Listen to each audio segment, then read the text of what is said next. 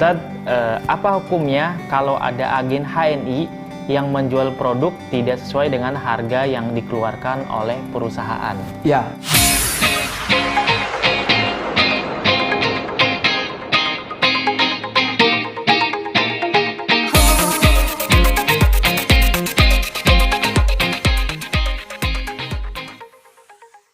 Syukran jazakumullah atas subscribe dan aktifkan lonceng notifikasinya. Ini dia sudah melanggar kesepakatan.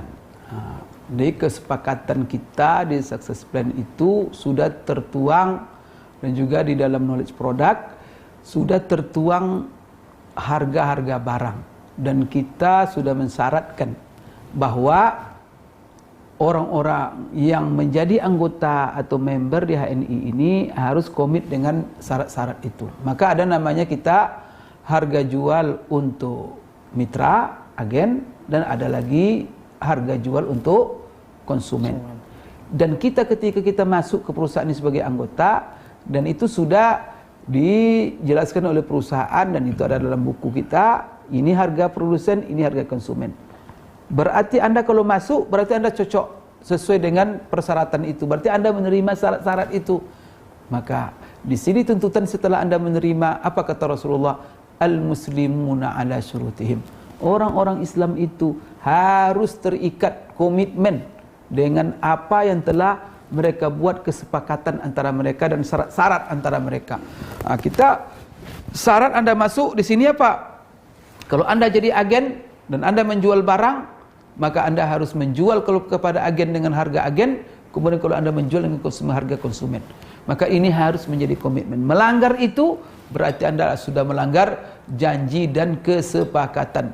Maka Anda berdosa dari sisi apa? Melanggar kesepakatan. Kemudian juga yang kedua, bukan hanya itu saja, anggap dari sisi melanggarnya, tetapi dari bahaya dan kerugian yang Anda akibatkan. Karena ketika Anda menjual barang di bawah, di bawah harga konsumen, di harga bawah harga agen, apa yang terjadi?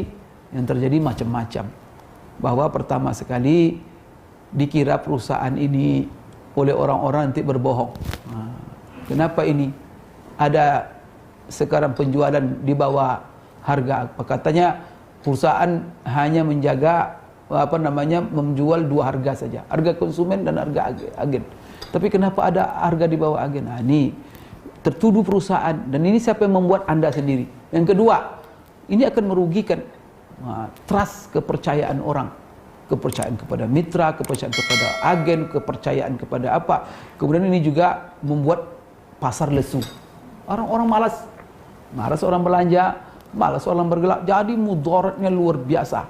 Maka jadi kawan-kawan, kamu jangan membuat ingatkan kepada kawan-kawan kita, ikhwah-ikhwah kita, jangan sekali-kali menjual di bawah agen. Sekalipun kadang-kadang Anda sudah terlanjur berbuat yang tidak benar.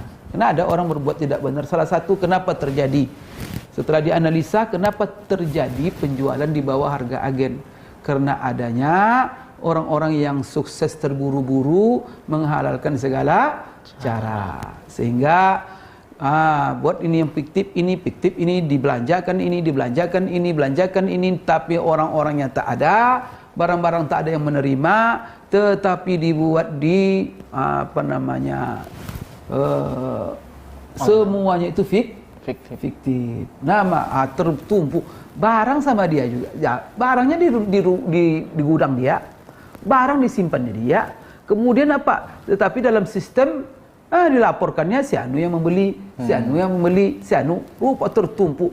Kenapa? Karena dia ingin mencapai poin-poin tertentu untuk mencapai prestasi tertentu untuk mencapai bonus, fulus, dan dihitung-hitungnya dari uang yang dikeluarkan untuk jual barang yang menumpuk tadi dengan poin dan prestasi yang akan dapatkan, lebih untung juga dia, tidak rugi. Maka dia berani kadang mengeluarkan 1 miliar, tertumpuklah 1 miliar barang. Dan poin sudah diambil semua, kemudian bonus sudah diambil, dan ini barang akhirnya dibagi-bagi. Katanya ada yang untuk sedekah, katanya astagfirullahalazim, katanya ada yang untuk ini, auzubillah, tobat orang seperti ini nih. Maka kemudian dibagi-bagi, kadang-kadang dijual juga.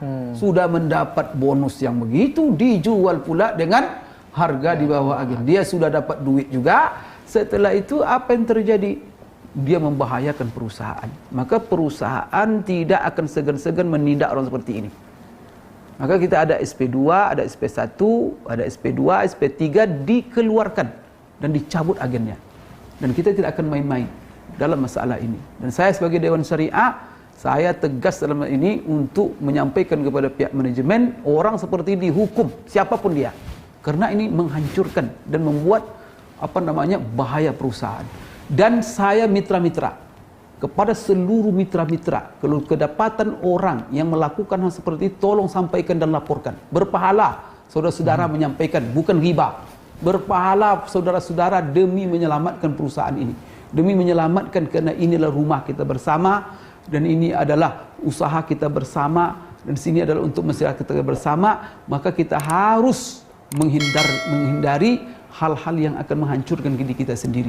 Maka itu termasuklah menegakkan amar ma'ruf nahi munkar dalam perusahaan. Maka siapa nanti yang kedapatan, jangan bekerja sama pula. Nanti dibaginya keuntungan, diam saja. Itu sama-sama, itu namanya sama-sama menghancurkan diri kita sendiri, itu namanya. Oleh karena itu, siapapun dia, mau di kelas manapun dia, kalau dia sudah melakukan hal ini, laporkan kepada perusahaan dengan data-data yang lengkap. Kita akan tindak tegas dan kita tidak akan main-main. Terima kasih. Wallahu a'lam bishawab.